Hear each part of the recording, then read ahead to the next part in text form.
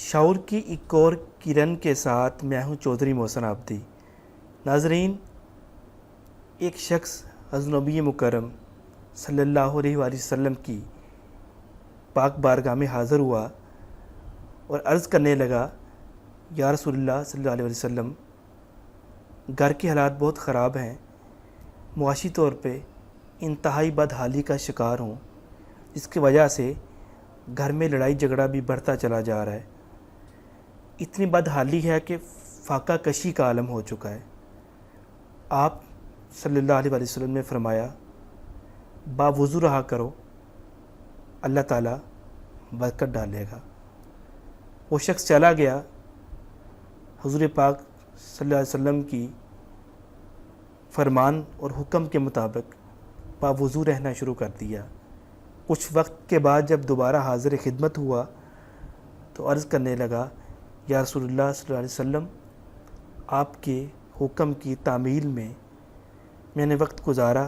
تو اللہ تعالیٰ کے کرم سے اب نہ صرف خوشحال زندگی ہے بلکہ میں ساتھ والے ہمساؤں کو بھی رزق بھیجتا ہوں۔ ناظرین، جب یہ واقعہ میں نے پڑھا تو اس واقعے سے شعور کی ایک خوبصورت کرن میرے ذہن میں آئی، تو میں نے سوچا اپنے تمام دوستوں کے ساتھ اسے لازمی شیئر کیا جائے کہ آج کے اسپیشلی حالات میں جب کووڈ آیا تو اکثر اوقات یہ کہا جاتا ہے ہینڈ سینیٹائزر استعمال کریں، آپ ماسک لگائیں، فاصلہ رکھیں، ہاتھ کو بار بار دھوئیں۔ تو یہی چیز ذہن میں آتی ہے کہ اس کا ایک سائنسی حوالے سے اس کے اثرات تو ہم اکثر محسوس کرتے ہیں، لیکن اگر ہم یہی عمل باوضو رہنے کی صورت میں کریں، اور اس لیے باوضو رہیں کہ نبی مکرم صلی اللہ علیہ وسلم نے فرمایا تھا کہ جو شخص باوضو رہے گا اللہ تعالیٰ اس کے رزق میں کشادگی عطا کرے گا۔ تو باوضو رہنے سے یہ جراثیم، یہ مسائل تو ختم ہو ہی جائیں گے، لیکن اس کے ساتھ ساتھ جو برکات اور رحمتیں ہمیں ملیں گی وہ اس سے کئی گنا زیادہ ہوں گی۔ جس طرح ایک شخص اگر روشن دان اس لیے رکھتا ہے کہ یہاں سے ہوا آئے گی یا روشنی آئے گی تو یہ ایک اچھی بات ہے، لیکن اگر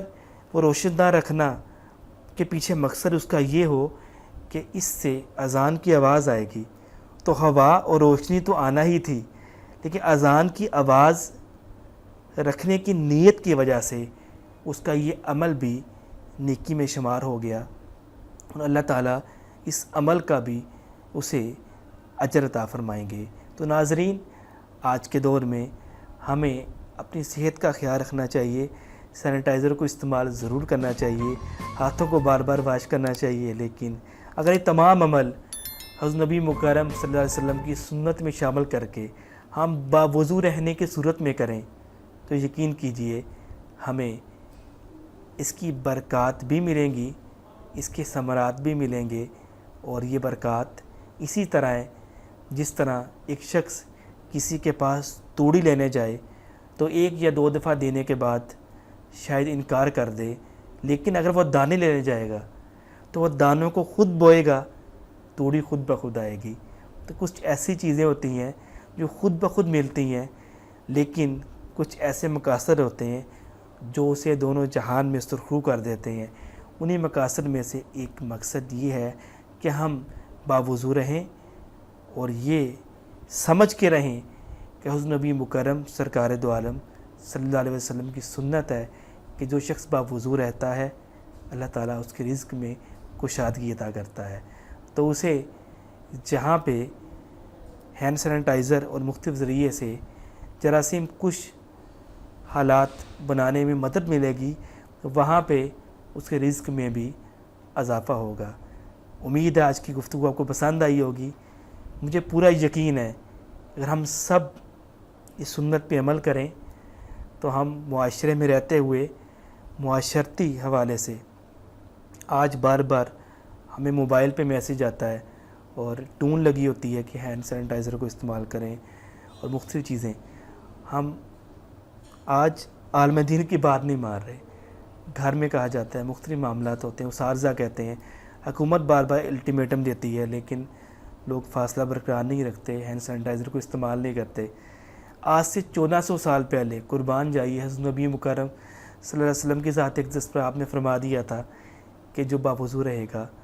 اسے رزق میں کشادگی ملے گی. تو ہمیں باوضو رہنا چاہیے, ہاتھوں کو صاف کرنا چاہیے, لیکن اس نیت کے ساتھ کہ ہم سنت پوری کر رہے ہیں, نہ کہ صرف ہینڈ کو سینیٹائز کر رہے ہیں. اس گفتگو کو آگے ضرور شیئر کریں. میں یہ واحد پیغام ہے جو چاہتا ہوں کہ ہر شخص لازمی شیئر کرے, تاکہ ہم یہ عمل تو کر رہے ہیں, کاش یہ ہم عمل سنت سمجھ کے کریں, تاکہ جو دونوں جہانوں کی کامیابی اس عمل کے ذریعے حاصل کی جا سکے. چودھری محسن عابدی کو اجازت دیجیے. اللہ حافظ.